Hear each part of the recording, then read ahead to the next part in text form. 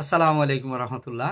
প্রিয় ভিউয়ার্স, প্রিয় ইমানদার মুসলমান ভাই বোনেরা, যে যেখান থেকে আজকের ভিডিওটি দেখছেন আপনাদের সবাইকে স্বাগত, শুভেচ্ছা, অভিনন্দন জানাচ্ছি এভারেস্ট টিভি ভারত চ্যানেলের পক্ষ থেকে। আজকে আপনাদের সাথে শেয়ার করবো 177 নম্বর ভিডিও। 177 নম্বর ভিডিওর ভিতরে ছোট্ট একটি হাদিস আপনাদেরকে পড়ে শোনাচ্ছি। আশা করি ভিডিওটি শেষ পর্যন্ত দেখবেন ইনশাআল্লাহ। বিসমিল্লাহির রহমানির রহিম।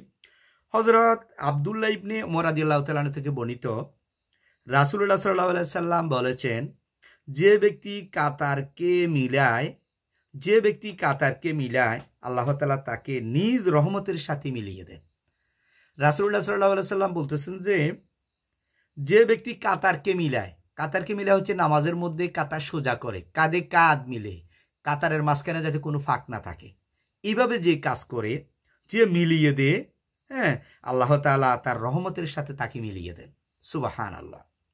আর যে ব্যক্তি কাতারকে ভাঙ্গে আল্লাহ তাআলা তাকে নিজ রহমত হতে দূরে ঠেলে দেন।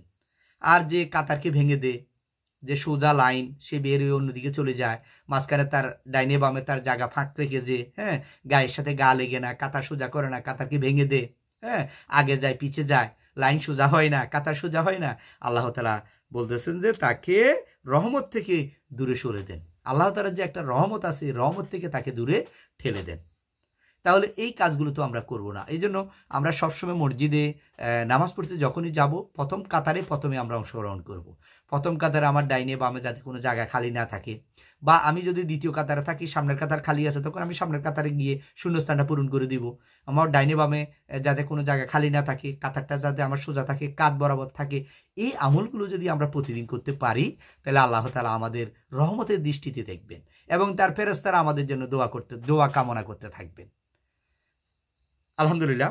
এই হাদিসটি এসেছে হচ্ছে আবু দাউদ শরীফের গ্রন্থে এসেছে 667 নম্বর হাদিস।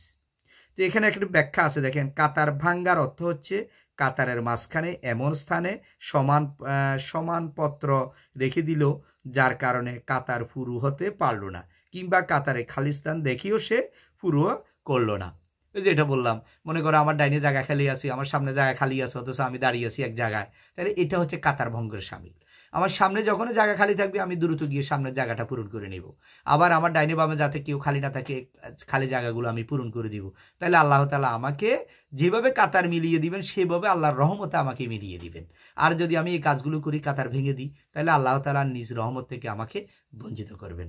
আল্লাহ তাআলা আমাদের সবাইকে এই হাদিসটি আমল করার তৌফিক দান করুন। এই হাদিস অনুযায়ী যাতে আমরা আমল করতে পারি, সে তৌফিক দান করুন। আমিন। আসসালামু আলাইকুম ওয়া রাহমাতুল্লাহ।